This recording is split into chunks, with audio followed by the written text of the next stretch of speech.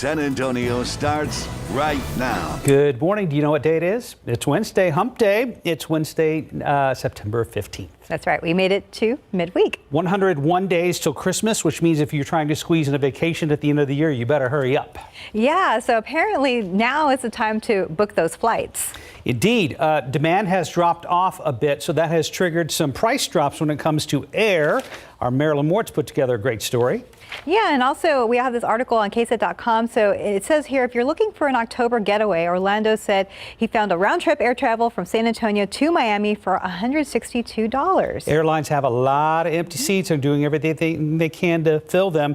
Experts are saying this is what they're calling the Goldilocks hour for looking and booking. It's not too early and it's not too late.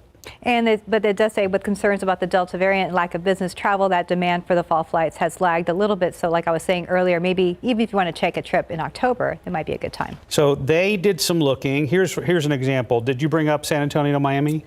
That one I did, but not the trip to Denver. Denver. All right. So round trip to Denver. Round trip, folks, San Antonio to Denver as low as $118. That's pretty good. And they said if you're looking to travel domestically for the holidays, now is the time to book.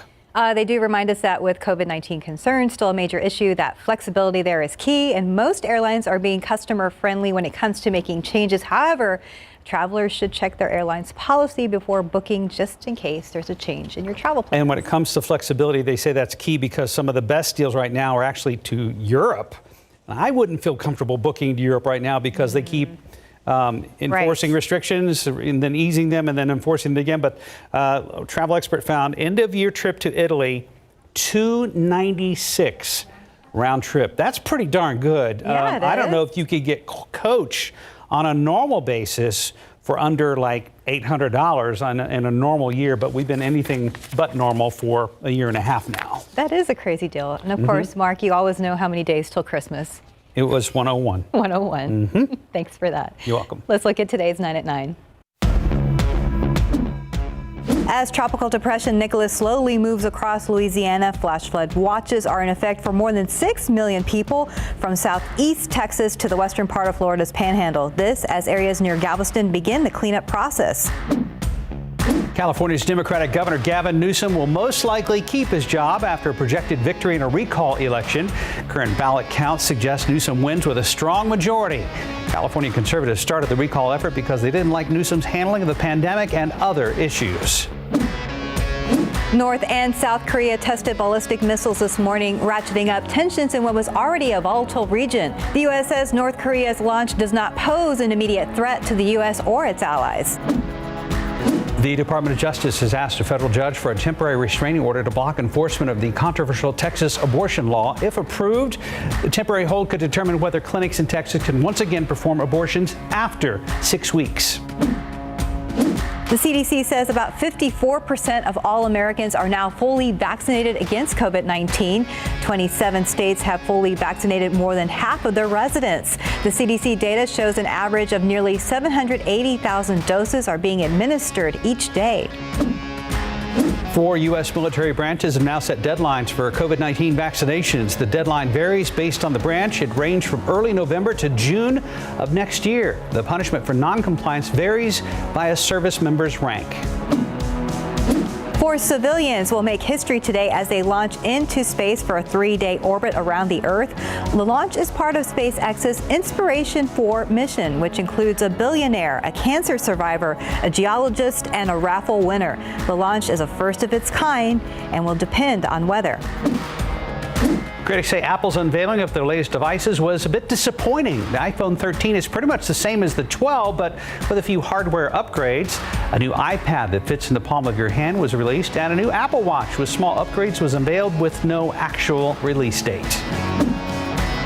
Broadway favorites like The Lion King, Wicked, and Hamilton are officially back in theaters. It's been over 18 months since a live show took place, and that's today's 9 at 9. Good to see them back. It is good to see them back. Lin-Manuel Miranda and the cast of Hamilton actually came out on the street after the show last night to celebrate. Yeah, that's sang New York, New York together as a chorus. That's pretty cool. Pretty great. Outside with Live Cam, Justin's back after tracking Hurricane Nicholas. And the most interesting video you sent in, Justin, was that dusk video It would look like the sky bubbling with almost like a wildfire hue to it. It was strange. It really was. How that storm was set up, we were right on the edge of where things were really windy and rainy, and then you go 20 miles west and the sun was out. So that's why it had that orange glow. Very interesting. That storm has moved away. In the wake of that system, we have still some cloud cover. Cloudy skies out there right now, 74 degrees. Don't let that fool you, though. It's still going to be a hot day. It looks like sort of fall out there when you walk outside, but it will get toasty again this afternoon. 93, the expected high. Temperatures right around 90 at 2 o'clock and then 93 by 5 p.m. Pollen count is in. We are in the midst of fall elm and ragweed season, and it definitely shows today. 140 for fall elm, 130 for ragweed. Both are in the moderate category. Molds and pigweed are low. And looking at the satellite picture, you can see where those clouds are. Those low morning clouds, they stretch from about Rock Springs to Lakey to Hondo over to Pleasanton. And then southwest of that, you've got some sun popping up. But here in San Antonio, we'll be in these clouds for a little bit. Probably won't be until the afternoon that we see quite a bit of sun. 70 Bernie State, 73 Seguin, 74 Gonzales, 78 right now at Stinson. And again, the forecast calls for that high right around 93. Partly cloudy skies in northeasterly winds 5 to 10 miles per hour. There are some rain chances back in the forecast. We'll talk about it here in just a few minutes. Guys. Thank you, Justin. Let's take a look outside with TransGuide this morning. There's a look at Highway 281 at San Pedro. Things are moving right now. Top stories we're following right now. Investigators are still trying to figure out what sparked an early morning structure fire. It happened on the southwest side of town, and this was the scene just before 4:30 this morning inside a tax office near the intersection of Southwest Military and New Laredo. We were told it started in the back of the building, and crews were able to put it out quickly. Damage is estimated around $40,000. Fortunately, no one was hurt. And right now, we are waiting to learn the name of a man hit and killed by a driver. San Antonio police say it happened in the main lanes of Loop 410 near Marbach. We're told the man in his 60s was in the main lanes when the driver of the sedan hit him. A driver did stop to help and even performed CPR until paramedics arrived. Then it was rushed to a hospital but later died. The driver who hit him is not facing any charges. New this morning, San Antonio ISD could be on the hunt for a new superintendent. We've learned Dr. Pedro Martinez will be leaving San Antonio for Chicago. According to reports, Chicago Mayor Lori Lightfoot has picked Martinez to lead the Chicago public school system. The official announcement is expected to happen during this newscast. And Martinez worked there between 2003 and 2009 before joining SAISD in 2015. Dr. Martinez will oversee the nation's third largest school system and become the first Hispanic to do so on a full-time basis. Martinez reportedly beat out 24 other applicants. Chicago's school system is nearly 7 times larger than SAISD. The exact date Martinez will take over in Chicago has not been announced, but again, an official announcement is expected during the newscast. We'll monitor that and bring you any updates. San Antonio Food Bank has many programs aimed at helping San Antonio become healthier. And one of them is happening this morning, a mobile mercado. Max Massey joins us live in the 1800 block of Southwest Military Drive. Good morning, Max. Good morning, guys. I got to tell you, I'm going to peel back the curtain a little bit. It has been a day. We have the mobile mercado here. We're going to come take a look. We got approval. They just set it up. Got here a few moments ago. Take a look at this fresh fruits and vegetables. Look at this. So the idea of the mobile mercado is to bring fresh fruits and vegetables to some food deserts in and around our community. It's an amazing effort. Look at this. We have everything. These are affordable foods. And then take a look at this. I'm going to have you back over here. We have everything that anyone would need. We got apples, pears, everything. Some healthy snacks as well. And we're going to exit here. Let's see. Look at this. Now they pop up in different locations around the city to help those who don't have easy accessibility to the fresh fruits and vegetables. So guys, we're going to be here throughout the morning. We know there's a big event coming up at 10 a.m. We're going to have everything you need to know. We're going to also talk about this month is Childhood Obesity Month. We know that obesity in adults and children in and around San Antonio, it is a big problem that the city, the food bank, and local officials are working in a collaborative effort to try to solve. Throughout the years, we've seen the problems get worse. This is just one of the local solutions. If you take a look, your pharmacy on wheels, gotta love it, pharmacy, because we believe that, foods, fresh fruits and vegetables can be that natural medicine that can help so many families. We're going to be here throughout the day. We're going to have the latest coming up on the news at noon. Mark, Stephanie, back to you guys.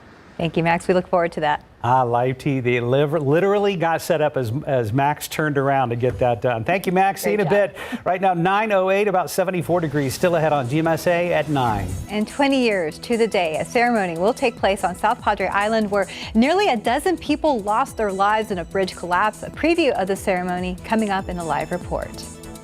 But first, latest on tropical depression, Nicholas, as it slugs across the southeast. A story more coming up in your morning headlines. And welcome back. In your morning headlines, the latest on Nicholas and the havoc that storm is still causing, and a video may save a driver from serious trouble. Plus, a frying pan wedding, yes, a frying pan wedding, and a floating picnic. David Sears is here with more on those. You can't really imagine what those two things are, can you? No. Are they related at all? No, they're not really related. So, We're just asking. There's one common word. Okay. Okay. We shall wait. We'll have that for you in just a second. First, apparently Nicholas is a big fan of Louisiana, doesn't want to leave. The former hurricane is hanging around, is moving very slow, dropping more rain that they really don't need. The storm is pretty wide. It is causing problems from the coast around Lafayette, Louisiana, all the way to Florida, right there at the Panhandle to Tallahassee. They are expecting anywhere from 5 to 10 inches of rain. New Orleans could see as much as 20 inches of rain. What makes it so bad? Nicholas came knocking on the door before folks could completely get rid of Ida. About 100,000 people still without power after that storm blew through, leaving garbage and debris in its wake. Then comes Nicholas. It started by pounding Texas as a hurricane. And it was just howling like the craziest howl I've never heard in my entire life. It was like a tornado that lasted for 7 hours. Justin will have more on Nicholas coming up in a few minutes and weather. The big guy standing there, that is Joe Hernandez. He just spent a night in jail after being arrested in front of his girlfriend and her child. This happening in Maryland, just outside of Washington, D.C. Now, he was arrested for assaulting a crossing guard with his car. He was charged with several different violations, but neighborhood ring video may tell a different story. You can see the intersection is busy. The crossing guard has Hernandez pull forward so another car can get by. Then the crossing guard kind of backs into Hernandez's car as she's trying to get the kids across the street and do her job. There's a police officer standing right there. Those two exchange words, the crossing guard and the driver of the car, Hernandez. She has him back up. He backs up. Then he goes around the crossing guard and moves on. The police officer never saw anything. She didn't say anything. The crossing guard had nothing to say about it. I'm not going to say anything. I mean, everything speaks for itself. I don't. The county sheriff now aware of that video, so they are still investigating that incident. And this is now Mr. and Mrs. Ben Black just got married. Not unusual. Where they got married is. Aubrey and Ben are the first couple to tie the knot on the helipad of the Frying Pan Tower. The what? The Frying Pan Tower. Don't you know what that is? Everybody goes to the No. Not everybody goes to the Frying Pan Tower. The Frying Pan Tower is in the middle of the ocean. Actually, it's a lighthouse 34 miles off the coast of Cape Fear, North Carolina. Apparently, the water gets pretty shallow around that area of the ocean, at least for ships. So that lighthouse was built back in 1964. The only way to get there is by boat or helicopter. And these two decided it was a perfect place to get married. And now, on behalf of the Frying Pan Tower, it is my great pleasure to introduce to you for the first time Mr. and Mrs. Benjamin Black. It was everything that I've ever wanted, ever dreamed of. It was perfect. This is exactly what we wanted. This is the perfect way to start things off and for us to, to start our future together. And that this isn't the last time that we'll be back on the tower for sure. Yeah, apparently ships realize that the water's kind of shallow around there, so they really don't need it as a lighthouse anymore. It's a wedding venue, or it's a environmental research center, also a shelter for natural ecosystem around there. And finally this morning, did you ever want to have a picnic on the water? Like really a picnic on the water? Now you can. That's a combo picnic table boat. Lon Camerons is the inventor, he's the builder, he's the marketer, and he's the seller of this new invention. Kind of like a picnic table pontoon. It comes with an umbrella, cup holders, and of course, an electric trolling motor. Rather than be in a boat where everybody is usually all facing the same way, we sit opposite of each other and can have, conversation and play cards or games and, just enjoy each other's company in a different way of any other watercraft. He has sold 16 of those babies, starting at $2,800 each. He's applied for a patent. He's getting into customizing now, so you can like pick out your own colors, maybe a different kind of umbrella, maybe make it a little bit longer, whatever you want. I'm not sure that you could take the picnic boat all the way out to the frying pan tower, though. I think the way No. so it's Not going to be don't a think so so. the good wedding mix party there. can't use that. But And there's only one, I mean, Maine is beautiful this time of year. There's only one catch to this whole story. It gets down the 50s at night right now in Maine, so that water's yeah. pretty chilly. pretty chilly. Yes, You might sir. need a coat during your picnic. It's possible, but it still looked pretty, didn't it? Yeah, it looked nice. It's Yeah, nice. kind of cool. The water was kind of calm, so you know. Yeah, I can see you having, a conversation with people, but I don't know about the cards. What if there's like a gust of wind? Gust of wind, You lose all your cards. so you could lose then, or you could win. Yeah, that's true. It wouldn't spill your drink though. Yeah, our producer said, where do your feet go? I think in the water, Dylan. Yep. Yeah, that's why Mark was talking about it being cold. Yeah. Hence my cold Yeah. observation, Dylan. What do you? Oh, we're not repeating that. He's talking about Shark Story. He's mixing all his mishmash of news all together. Oh, I tell you what are you going to do? David, thank you. Thank Just you. relax Yeah, and have yeah. lunch. Just relax and have lunch. 74 degrees out at the Yeah. airport. We've got clouds, quite a few clouds around right now. That may work out well later if we can keep them around, Justin. It could. It help with temperatures. You're exactly right. And by the way, I want to go back to the frying pan tower, frying pan shoals. It is well known to meteorologists because we've had some ridiculous winds reported there. It's a weather station kind of out on the Outer Banks there past North Carolina, as David mentioned. And when the hurricanes come through, it's a very important reporting site. So it's a wedding venue until that happens. Yeah, you don't want to be out there during a hurricane, trust me. Yeah, you mentioned the clouds, Mark. They are there. They are in place. Cloudy skies and temperatures right now at 74. Northwesterly winds at 7 miles per hour. As long as these clouds hang around, that will help us with temperatures. We're starting to get some shorter days, so any kind of cloud cover does tend to help us. Let's look at those clouds, and you can see those morning clouds that have worked in. Now, if you're in Atascosa County down to the south or southern parts of Medina County, the sun is out. But most of San Antonio is underneath these clouds at this hour. 74 at Randolph, 75 New Braunfels, 70 Bernie Stage. Out in the sun, it's 75 in Uvalde and 78 in Del Rio. But cloudy skies, San Antonio, Northeast, Gonzales, Kennedy, Victoria, all seeing some of those morning clouds. Dew points are in the 60s. That's not terribly high, but it's enough to give us a heat index today. There will be that this afternoon. We're thinking 93 for a high. It'll feel like 97. Some places will still feel like 100. So don't let those clouds fool you. And regardless of when they burn off, it's still going to be a hot day, and it will still be very toasty, especially down to the south and west. Here is our setup. High pressure in the upper levels off to our west. We have a little disturbance that's working through the Texas Panhandle. Will play a role in our forecast going forward. I'll talk about that in just a second. And then we have what's left of Nicholas out here over Louisiana. David mentioned all that heavy rain still coming down across parts of Louisiana and Mississippi. There will be flooding issues there today. A little closer look. New Orleans getting a lot of heavy rain this morning, and some of that heavier rain now working in the parts of Mississippi at this hour. Speaking of the tropics, what's going on now? We've kind of passed the peak here, but we're still very much where we could, in a position where we could still see some active weather out here. One system there near the Bahamas, this is likely going to become something. Hurricane Center has flagged this one. There's about a 70% chance over the next 5 days. Another system down here as well that has a high chance of developing. And then there's probably another wave coming off Africa that could develop. So we're still really busy here. If we're going to get another name, which looks like we might, Odette, Peter, and Rose next in line for those tropical cyclone names here in the Atlantic.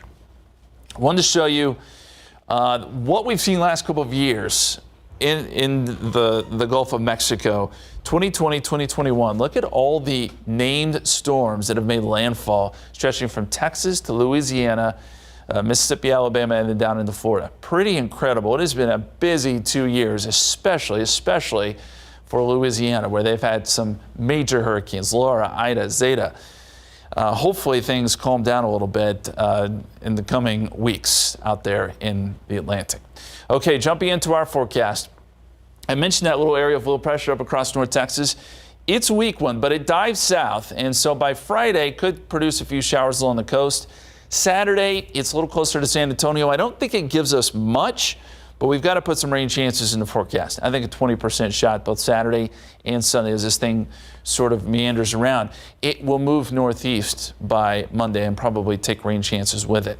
Next few days, hot temperatures, 94 Thursday, 96 Friday. There are your rain chances, 20% Saturday, Sunday, Monday. Temperatures come down just a little bit, but it's still pretty hot. For September, 90s across the board, guys.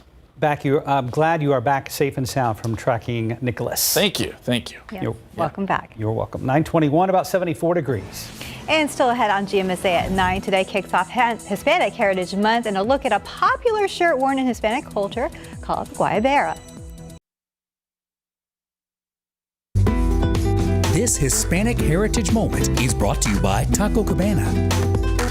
The Guayabera is a popular shirt worn by men all throughout the warm climates of Latin America. Its origins, well, they're the subject of a debate, from having evolved from the uniforms of Spanish and Cuban soldiers to a man asking his wife to sew 4 pockets to the front of his shirt to hold his cigars and other belongings. Several countries also lay claim to the Guayabera, from Cuba to the Yucatan Peninsula of Mexico, even as far away as the Philippines. The distinctive look of the shirt has basically remained the same: 4 front pockets and pleats, also referred to as alforces. Running down the front and the back of the shirt, the Mexican Guayaberas add beautiful embroidery to highlight those pleats. Production of the Guayabera dwindled in Cuba after the revolution, and manufacturing moved to Merida, Mexico, with its heyday occurring in the 1970s. Today, Guayaberas are enjoying a renaissance, with shirts being made of different styles of fabrics and creations. They're also even being made for women. The Guayabera remains an icon of Hispanic culture and style and is worn by people of all backgrounds. Just about 926, 74 degrees. And just ahead on GMSA, a new chapter in the Michelle Barrientos Vela saga. Dylan Collier joins us live to tell us about the latest on her public corruption case. But first, a live report from South Padre Island, 20 years after the deadly collapse of the Queen Isabella Causeway.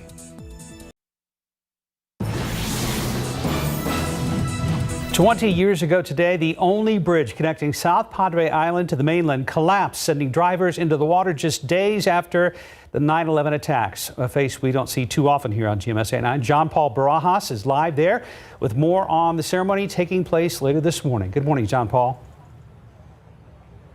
Good morning, Mark. Like you said, 20 years ago today, in the early hours of the morning before the sun came up, a barge went off course and hit a causeway support beam, sending a large portion of the causeway into the water, followed by a trail of tail lights with 11 passengers on board. Only 3 survived, and it being just a few days after 9/11, there was concerns it could have been a terrorist attack. Investigations later put those thoughts and worries to rest, but they realized they had many more problems to deal with other than just the loss of life. The causeway, the only way to drive to and from the island. So for 2 months until the causeway got fixed, people had to rely on ferries, and it took a huge economic impact on the island and on the businesses on the island. And here today, they're having a memorial for those 8 people who lost their lives. Port Isabel and South Padre Island are putting it on, and we'll have more information at a noon hour. John Paul Barajas, KSAT, 12 News. All right, John Paul Barajas reporting live from South Padre. Thank you very much. Look for more in our later newscasts and online at ksat.com.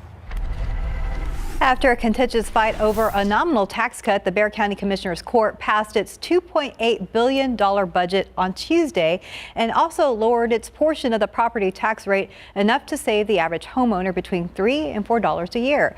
Garrett Berger tells us one commissioner was so upset by the proposal, she refused to vote on it. I abstain from this because I refuse to bow down and vote for something that I wholeheartedly disagree with. In a hotly debated move, Bexar County commissioners approved a tiny property tax cut today, dropping the rate for the county portion of your bill from roughly 30.1 cents for every $100 valuation to just under 30 cents.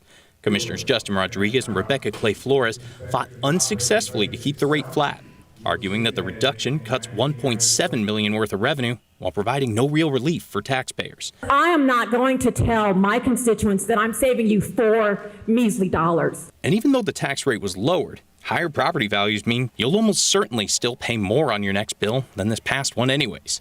But Commissioner Trish DeBerry, who pushed for the cut, says it's about incremental change. So It is symbolic that this court has taken the action to say that we are moving from a decreased standpoint in the right direction. A request for an additional $1.9 million related to a children's court and domestic violence also became entangled in the discussions of cutting the tax rate, though DeBerry objected to the two issues being linked. We've got to dig into this budget, and believe me, there is room to cut the fat, but it is not going to come at the expense of children or women. Commissioners ended up setting aside the money for the children's court, though it's not immediately clear where the funding will come from. Garrett Berger, KSAT 12 News. Now to an update on the pandemic. Another drop in the positivity rate, now at 7.1%. But health officials say we need to wait another week or so before we see the full impacts of the long Labor Day weekend. 6 more COVID-related deaths were confirmed on Tuesday. This morning, 1,016 COVID-19 patients are hospitalized. 20 of those are children. We have people working triple time at the hospital, so we're still at a level of activity where it would be a big mistake to let up with our mitigation efforts. And we continue to wait on a decision from the FDA on booster shots. If approved, the general public, that could lead to the reopening of the county's mass vaccination site at Wonderland Mall. Back to a story we've been tracking all morning long. You're looking live right now where Chicago Mayor Lori Lightfoot has just announced that San Antonio ISD Superintendent Dr. Pedro Martinez is the new CEO of the Chicago Public School System, as predicted in the Chicago Sun-Times and reported here this morning on GMSA. More in our later newscasts. And taking a look outside with live cam this morning, pleasant 74 degrees, a little more humid though than yesterday. There's a little more humidity there, and temperatures yesterday got up to 94. We think we'll be pretty close to that again today, although with these clouds that may help us out and shave off a couple degrees this afternoon. That's the hope anyway. Let's look at the numbers right now. 74 at the airport, 73 Helotes, 75 New Braunfels, 74 up there in Canyon Lake, and you can see that low cloud deck that's coming in from the north and east. As long as that sticks around, that'll keep temperatures down just a little bit. Uvalde's in the sun, though, 75 degrees there. You can see the clouds, temperatures at the airport checking in at 74. Dew point is at 67, so a little more humid. Northwesterly winds at 7 miles per hour. If you're looking at rain chances this week, don't think we'll see much. A couple of showers maybe over the weekend, 20% shot Saturday, Sunday, and that may linger over into Monday as well. So the forecast looks like this today. We'll call it partly cloudy noontime. Those clouds should start to scatter out. 93, your high temperature. It'll feel a little bit warmer than that when you factor in a little bit of that humidity. Northeasterly winds 5 to 10 miles per hour. We'll talk more about those rain chances and a look at the 7-day forecast is coming up in just a couple minutes, guys. We have spotted something on TransGuide right now. We've got some sort of incident working I-10 Loop 1604 area. It's really hard to see much of anything because of the highway signs out there right now, but we do see a number of emergency vehicles on the scene. We'll try to get some information. It looks like the main lanes are still moving in that area.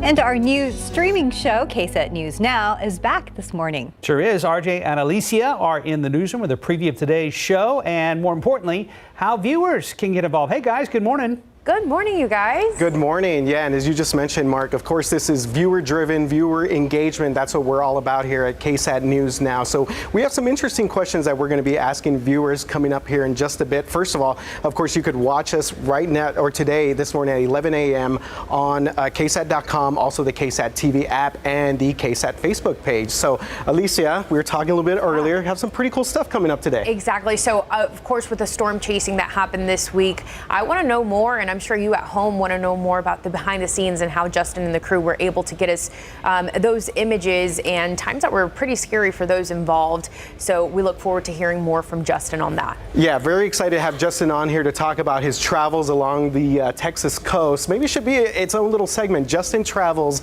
the Texas Coastline. Don't steal that from us, Justin. But yeah, this is going to be pretty cool to kind of get his perspective on storm chasing and it being out there. Also, we'll be hearing from Dylan, and he's going to be answering questions about that big case with Michelle Barrientos Vela. It is specifically focused on the deposition tape. So more than 8 hours of testimony, and Dylan is going to be breaking that down for us. Yeah, so something that we're doing a little bit different with Dylan is that these are actually viewer questions that have been posted on KSAT.com and also on Facebook, basically asking Dylan about the process and how this all kind of, went into play, putting together this entire story. So we're going to pull the curtain back a little bit on that. Plus, we're going to be talking about tacos. Tacos. It's never too early for them. But KSAT Explains debuted their new episode on tacos, and that was yesterday. So we're going to be talking about that too. RJ worked on that. I did a story with KSAT Explains, and oh gosh, this one I said you don't want to watch with an empty stomach, you guys, because you'll be drooling. Definitely not. And we want to know from our viewers out there. We have this actually on our website. You saw that page just a little bit earlier, that article. We want to know, what is your favorite taco spot and why? So we're going to be talking all about this coming up here at 11 o'clock on KSAT News Now. And this is today at 11. Just about an hour, 20 minutes away. RJ, Alicia, thank you guys. Thank you. Thanks, guys. About 9:37, 74 degrees. You're watching GMSA at 9. A debrief with the KSAT defenders, a public corruption case against Michelle Barrientos Vela.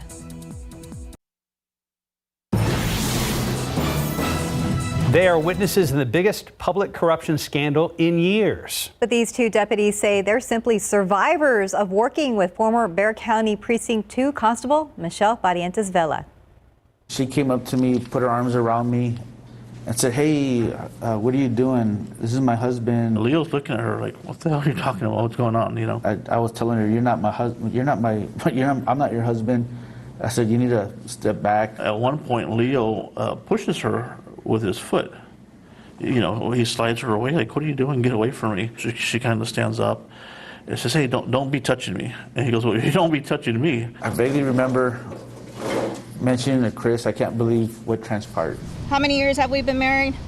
25 years. 25 or so, going on more. De La Cerda testified he and Moreno were also instructed by Barrientos Vela to lie to her husband about where they stayed and what had taken place.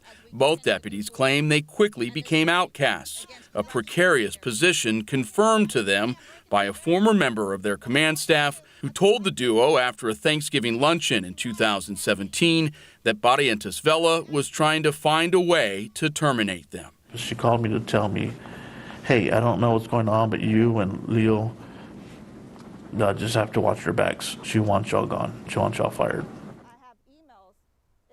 And Dylan Collier joins us with more from his two-part Defenders investigation, with part 2 airing tonight at 10. Well, yeah, first, Dylan, the testimony was from taped depositions. So what were they in relation to? Those two deputies, Christopher De La Cerda and Leonicio Moreno, filed a number of lawsuits, both in federal and state district court, against the constable. And this 8.5 hours of footage was in connection to basically all of those lawsuits being grouped together and Bexar County deciding whether this was something they were going to continue to fight or ultimately settle, which is what they did earlier this year. So before there were criminal charges related to her tenure, Constable Barrientos Vela was already facing a number of civil suits from her own staff? Yes, and these are just two of the deputies that sued her. There were several deputies that sued her very early on in her tenure, accused her of everything from badgering them at work to defamation, embarrassing them, ending their law enforcement career early. Another deputy who has since been hired by the county fire marshal's office filed a separate suit against her and later was given a settlement. So at this point, we have settlements paid out by Bexar County that are now approaching $500,000 simply paid out to deputies who had worked for her at one point. And tonight is part 2. We understand things get a little worse for these two deputies. These two deputies, Moreno and De La Cerda, were fired in early 2018. They were accused of falsifying training record hours. T. Cole came in and investigated. She ultimately made the decision to fire both deputies. Moreno won back his job after going before the Civil Service Commission. She then agreed to bring De La Cerda back to work, and that's really when their problems began, and everything from having to work in embarrassing circumstances, not being given a taser to guard the courtrooms, having to wear a T-shirt with letters that were falling off instead of their actual Precinct 2 uniform, not allowed to take bathroom breaks. I mean, the list goes on and on and on, and you really get a sense of what this did in terms of trauma to these two deputies, affecting their personal lives and sort of, how they live day to day working for someone who did not want them in the building. And to paraphrase one of these deputies, he said, basically, we didn't feel like cops anymore. Yeah, I mean, they were literally told when they came back to duty, according to the depositions, that they had limited police powers. So weren't allowed to carry a taser, written up for not having bullets in their guns after their guns had been taken away from them at their homes by other members of their own department. So really a bad situation work-wise. And then the problem for her is that these depositions are going to play a big part in her criminal trial, which had been scheduled for the end of this month, will likely be delayed because of the pandemic. But at some point she will go to trial, and this will be used as evidence in those cases. All right, so you're going to see more of part 2, folks, in the tapes tonight on the Night Beat at 10. Dylan, thanks for joining us right here on GMSA at Thanks 9. for having me. Okay. Thank you. Justin's back from tracking Hurricane Nicholas, now a tropical depression, correct? It is. It's pretty much just some remnants now, but it's still producing a lot of heavy rain, regardless of whether or not it has a name or if it's still a tropical depression. It's a rainmaker. That's the bottom line, and it's going to be a big problem for parts of Louisiana and Mississippi. For us, we're on the backside of things, obviously, and we're just getting some cloud cover. Cloudy skies as we look at the live cam over the airport. Temperatures at 74 right now at the airport, 78 Stinson, 77 Kelly, 75 at Randolph. And most of us are looking at a north or northeasterly wind anywhere from 5 to 10 miles per hour, and that's what we'll see through most of today. 75 in New Braunfels, 74 Canyon Lake, 66 Lost Maples. That's a comfortable number. 69 Junction, but most everybody else in the 70s at this hour. And the cloud cover kind of cuts the viewing area in half. If you're south and west of San Antonio, sun is out. If you're San Antonio off to the north and east, it is cloudy. Dew points are going to stay right there in the 60s really through the foreseeable future. So that'll keep things somewhat humid, but not necessarily too muggy. I think it will be a little bit sticky from time to time, but not seeing those dew points in the 70s, thankfully. And looking at temperatures today, we should make it into the 90s here in town. The heat index will be somewhere in the mid to maybe upper 90s. Some places could see the heat index get close to 100. So heads up, we're not done with summer yet. It's still going to be a warm day for sure. Looking at the satellite picture, and I mentioned those clouds kind of cut the area in half here. If you're in Uvalde, Del Rio, Eagle Pass, you're looking at mostly sunny skies. New Braunfels, San Marcos, Gonzales, it's cloudy.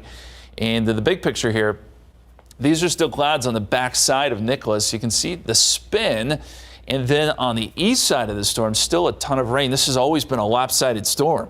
It's been the east side of this system that has really seen the brunt of the issues, and that includes some very, very heavy rain that is still falling and will cause some flooding issues today. That system will slowly sort of move north. There's another little area of low pressure across North Texas that will move into Texas and may bring us some rain chances, some small rain chances, and we could use a little bit of rain. For the year, we're at 23.57, just a little bit above average. If we don't get any rain soon, we may see that number drop below average. And looking at the futurecast, I don't think we're going to get a lot of rain out of this next system. As we fast forward to Friday, 5 o'clock, it does show some showers generally across East Texas. Can't rule out a couple showers along the coast. This weekend, that low sort of drops south. I think there's probably enough energy there to get a shower or two during the day on Saturday and then again on Sunday. Right now, we have the rain chances pegged at about 20%. And then by Sunday evening, this starts to move off to the north and east. Still a few showers, potentially Monday. But you'll notice that it's a 20% chance Saturday, Sunday, Monday. Otherwise, temperatures are warm. 94 tomorrow, 96 Friday. Still in the 90s next week. If we're looking beyond Tuesday, the models are hinting at a front, maybe some drier air. Can't guarantee it's going to be a big drop off in temperatures, but at least we're seeing something. And that's what we hope for here in September, guys. Thank you, Justin. If walls could talk, there would be a lot of conversation going on in an open space just east of downtown. The area known as Essex Modern City has almost become an accidental attraction for art lovers. The 8 acres of land is its own mini mural city. And initially, apartments and businesses were set to be built on that plot, but the contractor's plan got sidetracked due to the noise from the nearby railroad tracks. Instead, it became a spot for parties and painting. And as momentum kind of built, artists started reaching out and they were interested in being a part of it. Now the space is open to visitors who want to take in the art for themselves. You can see more of this week's episode of If These Walls Could Talk from Katrina Weber. Check out the story on our website at KSAT.com. And time now is 9:49. It's about 75 degrees out there. As Halloween approaches, what's the #1 candy in Texas? Thank goodness we blurted out here because it's top secret. We'll be right back.